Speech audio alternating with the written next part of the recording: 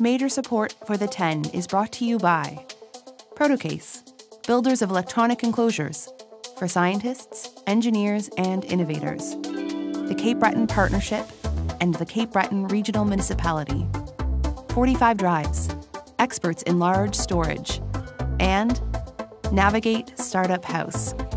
The 10 is produced by Navigate Startup House.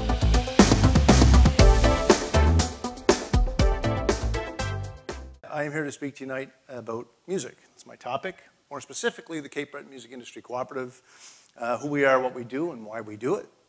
And then I'm going to lead into an exciting project that we are working on, that we've had our eye on for some time now, and we are moving forward with, and we thought we might share a little bit of our insight and enthusiasm about that project with you guys. So I'll get right to it. Cape Breton Music Industry Cooperative, or CBMIC, as it is more commonly known, is a not-for-profit, not-for-revenue music association based right here in Cape Breton Island. We are one of 5 music associations in Atlantic Canada. There's Music Nova Scotia, Music New Brunswick, Music PEI, and Music Newfoundland. And if you caught the pattern there, all of the associations are appropriately named by the province from which they come. And then there's CBMIC. We all know that Cape Breton is not its own province, at least not currently. And whether it is or should be is up for great debate. And we won't get into that tonight, fortunately. But that being said, through great effort and lobbying over the last number of years, CBMIC has been able to become recognized as an official music association amongst its musical peers under the umbrella of the East Coast Music Association. And why is that important? Well, it's important to us because what comes with that is that Cape Breton, despite not being its own province, is also recognized as an individual in its own music region in the Atlantic Canada. And so as we take that, we now have a seat and a voice at the table amongst our peers. And that's important to us because we're very passionate about musicians and the music that comes from Cape Breton Island. And we're very passionate about the work that CBMIC has done over the past 12 years to help facilitate some of the growth and development of many artists that have come from this island. And having that seat is important to us because it shows us that somebody is finally paying attention. So that's who we are. What do we do? Well, CBMIC is a fully funded organization. So 100% of the funding that we receive goes directly back into the local Cape Breton music industry. And so we do that through a variety of projects and programs. We have an educational workshop component that comes with the yearly program as well. We're also a resource for information and mentorship. And in addition to that, we're also a bridge to further development beyond what CBMIC can offer musicians coming from Cape Breton, so to other organizations throughout Canada as well and beyond. We are, very pleased with, as I said, the development that we've been able to do. And so this is essentially what we do. We're here to embrace, to sustain, to foster and grow the Cape Breton music industry as a whole. So that's essentially what we do. And then it brings us to why we do what we do. So I guess we can put it this way, there are a few elements of the Cape Breton identity that are as profound as our affinity and enthusiasm for music. Maybe it only takes a second or a backseat to our long-standing and unusual drinking culture. But that being said, we all know that music runs deep. The roots of music in Cape Breton run very deep, and the numerous cultures of music that Cape Breton has had over the years is so vast, and we can't really get into discussing the history of that, and I'm certainly not the one to do that. But one thing that you would all recognize is that there is one particular culture in music in Cape Breton that stands out, and that is our Scottish heritage, our Celtic traditional music.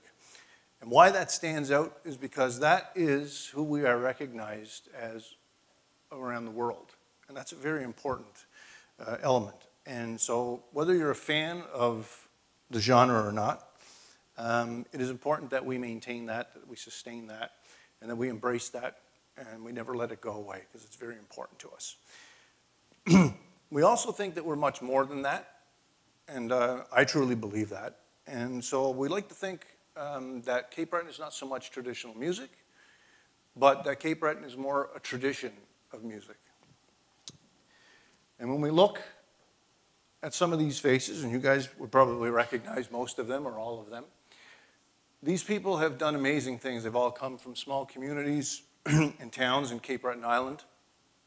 They have brought their music to the national and international stages. They have been true ambassadors of Cape Breton music and have paved the way for many artists to follow in their footsteps and do the same thing.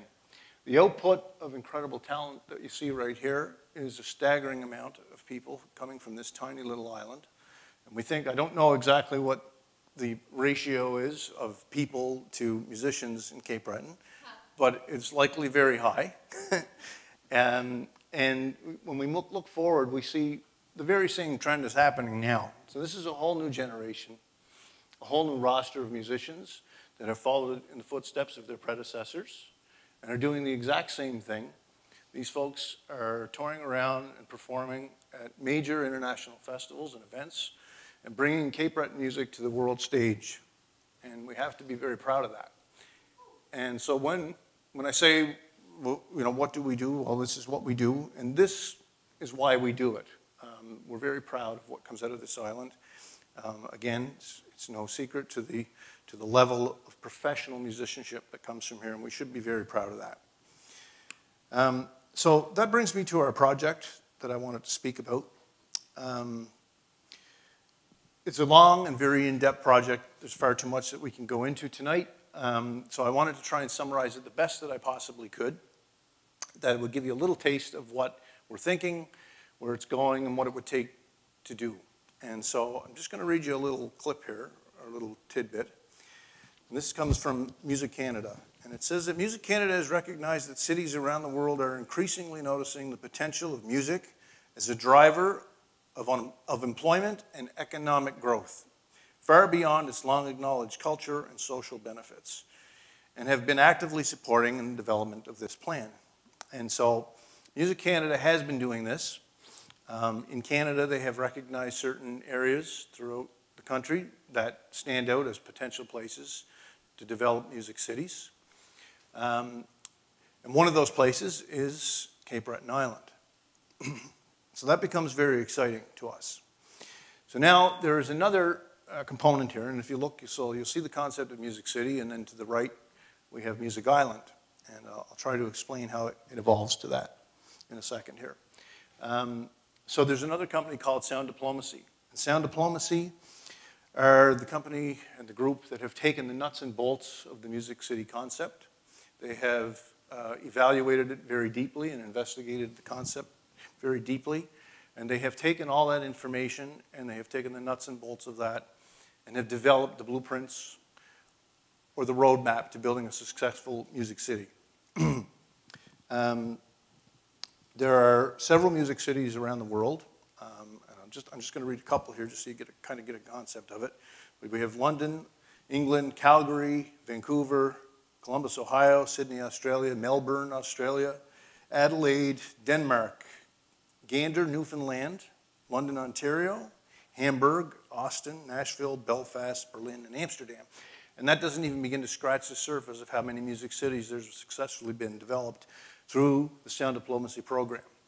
In 2018, I think the report said that they had 85 successful music cities in 25 different countries around the world. And we feel there's no reason that Cape Breton can't be one of those concepts. And the reason we think that is because CB Mike has been in contact with Sound Diplomacy. We have talked to them. We have met with them. We are dealing with the group that are out of the UK. They have about 5 and working on a 6th office now around the globe. But we are working with that particular group. And in discussions with these folks, we've come to start to recognize the elements of building a successful music city. And what became interesting to us is that as you go through the list of things that you would need to do and the list of components that make a successful music city, we noticed that there's some cities that had most or all of the elements to build a successful music city. There are some cities that had some of the elements and had to augment that and, you know, develop things, some infrastructure and stuff to make it a full project. And then there's other cities that had very little to work with, or almost nothing, such to the point that all the infrastructure had to be built. You know, the whole concept had to be sold all the way around, even to the point that they had to actually import and welcome musicians to come and live in the city so that they actually had musicians to play music there. So when we look at that, and we thought about all the things that Cape Breton has to offer, and again, we're not going to go through it all, but when you think right now about what we have to offer, we have everything in mass quantities. We have it in spades. We have all the organizations that we need. We have a lot of the infrastructure that we need. We certainly have more than enough musicians that we can ever support. And we have a lot of cultural groups that support music in Cape Breton Island. And so when we look at that and we try to bring it together, we suddenly realize that it's far too broad and far too big to focus on one area. And that's why we feel that it's an all-encompassing project that would include the entire island. And I'm just going to do a quick summary here. I'm going to play a quick video for you that has some audio. And they'll summarize up what sound diplomacy can describe as the outline for a music city far better than I can. It would take me 3 days. So I'm just going to play that video for you and we'll wrap it up. Supporting your music economy is easier than you think. Sound Diplomacy's step-by-step guide will help you understand what it takes. Step 1. Recognize your economy. Take a musical arts venue and count the number of jobs and skills involved. There are many more jobs involved with the music economy than it might appear at first. It takes a wide variety of skills to create a thriving music ecosystem to support musicians. Then, look at all the jobs and issues related to a venue, from transport links and parking costs, to tax and business rates, to government attitudes, public utilities, and the role of music in education. And this is just one part of your music ecosystem. Look at all the others. Step 2. Recognize your ecology. Find out what you have and map it. Music is linked to everything. Just think about it. Step 3. Measure, evaluate, assess. How is this done? Grassroots first, but everything is important. Everything has value, so count it. How much could it be worth? Step 4. Celebrate what you have. Once you know what you have, show off through showcases, festivals, food and drink, one-off performances, heritage, tourism, networking opportunities, and more. You'll make more friends, support culture, and increase revenues.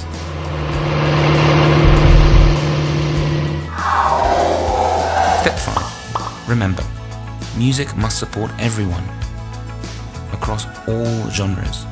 You have amazing musicians. It is all about them. If they are not happy, start over.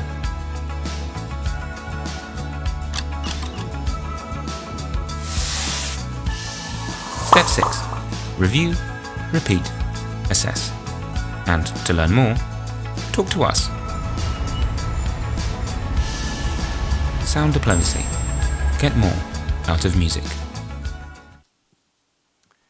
So that gives you a little sense of what the project is, but there was one note there, and it said if they're not happy, start over. And that's kind of where we're at right now. When you look at some of the things that they were pointing out there, you say, well, yeah, we have that, we've done that, we do that, and we do. But I think it's time to refresh and restart and embrace everything that we have, but bring everybody together and maximize on what we have and stop devaluing our music culture. We need to stop thinking about music as something that needs to be supported by an economy and turn that on its head and use music to build an economy. And that's a big part of what this is all about. So I'm just going to wrap up here with a few little essential elements. I mean, you can see them on the screen here. Artists and musicians, a thriving music scene, which we have, access to spaces and places. Again, we have all that. We have engaging audiences here in Cape Breton. And of course, music-related businesses. So we have associations, we have you know, artist managers. We have all of those things, and we need to bring them together to capitalize on this. When we look at key strategies, again, this is the building blocks that CB Mike and the key stakeholders that would be involved in this program would have to implement, and this is the build of the project, and it's going to take us some time to do that, but we are prepared to take that initiative on and move forward. And then the other elements, well, this is kind of the summary. Recognizing music as an economic driver, that's where we need to rethink. Again, we need to do that. Strong communication, music history and identity, again, we have that in spades. Distinct local sound, we also have that, and we know it. And music tourism, which is the final and very important part. So not only do we also create a local economy, but we can really change the scope of our tourism with music on this island. We're already known for it around the world, and there's no reason why we can't embellish that and make that a much bigger component. Just the benefits, as it said before, there's a serious economic impact. We can certainly increase tourism with music. We can brand our music, Music Island. There's cultural development, artistic growth, and all these elements, again, all part of the program. So again, just once again, in closing, we need to change the mindset, and we need to work together to do that. And so CB Mike is prepared to take on the task of bringing all the stakeholders together and the community together to rebuild our music industry and make the music industry strong for the next 20, say, years. And so my call to action to the people in the crowd tonight is everybody's going to play a part in that, for sure. And one of the things that I ask you to do is all very simple stuff. You know, take in some shows, follow your local artists if you enjoy them, buy their music, pay your covers at shows when they come up. It's important. Get involved with community organizations and things that support music culture and other cultures on our island. Reach out to see how you can get involved. You can always reach out to CB Mike. We're always looking for volunteers and people that we can establish some committees to take on some of the projects that we want. And share all that information and share your enthusiasm with your friends. That's the call. So anyway, that's my presentation. Thank you so much for listening.